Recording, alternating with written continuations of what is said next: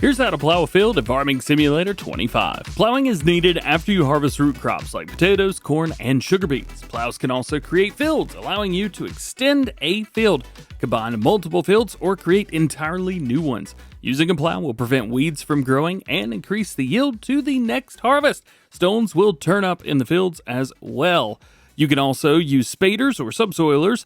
They will also prevent weeds from growing and increase the yield for the next harvest. Subsoilers move much faster and have lower tractor power requirements, but they cannot create fields and will dig up even bigger stones. When you're ready to pick out a plow for your farm, if it meets your needs, all you have to do is go into the shop and go down to soil cultivation and plows. There's two different ways to pick out which one that you want. Number one, if you already have a tractor, find a plow with a horsepower requirement that is less than your tractor has. Or two, pick your favorite plow and then go buy a tractor with more horsepower than it requires. Additionally, if you never want to have to plow, just go into your game settings, go down to periodic plowing required, and turn it off. And now you'll actually never have to do this.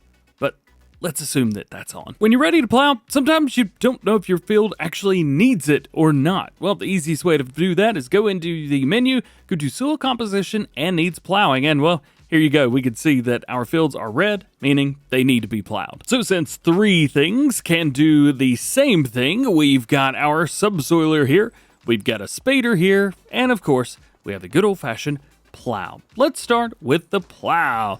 What we got to do is get in. Some of these can turn, so that's going to be honest with it, you can do whichever way you want in the game. There's really no real or wrong way or right way to do things. IRL, a little bit different there, but here you can usually spin the plow or twist it or turn it around, all kinds of stuff, which is very, very neat. And you see all those lines in the field. I'm actually utilizing a GPS system right now, but I'm going to go ahead and turn that off because we don't need it.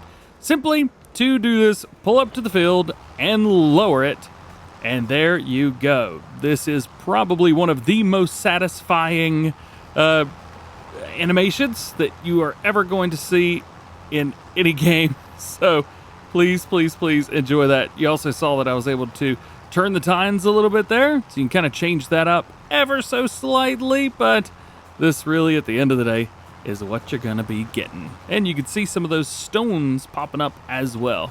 Not a bunch of them, but still some. Oh yeah, and as we mentioned, a plow can actually create fields too. So here you can see that we are plowing up outside the field with nothing happening. However, I hit a button and I can make that happen. And here we are plowing up extra areas, doing a field. It's pretty cool. If you are curious, at least on an Xbox controller, that's going to be left bumper and the Y button.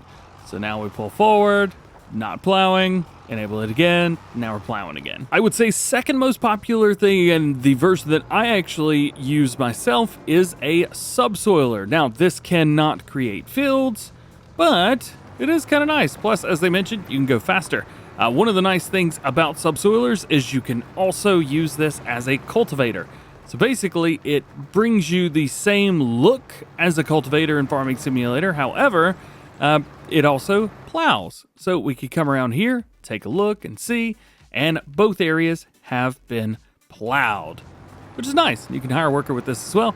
The only thing is, the rocks are much, much larger here than they were over here. Small rocks can be rolled under, while big rocks will have to be picked in order to get rid of them, but we'll talk about that at another time. Lastly, let's take a look at the spader. This is the least used of the three, and the one that I don't know if I've actually ever done in a video before.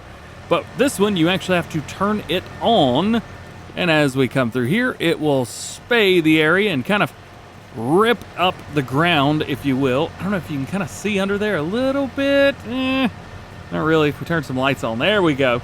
So it's digging up constantly, all that and agitating it so that the soil is nice and healthy. However, you do get some big rocks out of it. So with this and subsoiling, real big rocks that you cannot roll under. But again, we'll talk about rolling at a later time. And there you go. That is Plowing, Subsoiling, and Spading and Farming Simulator 25. Hope you enjoyed this one. Drop a like if you did. Get subscribed if you're new. Join the GoHam fam. If there's anything else you want to learn how to do, hey, check out my tutorial series, and you can even ask down in the comments, and I'll see if I can put something together for you. Otherwise, just hope you have an awesome day, and I'll see you in the next one.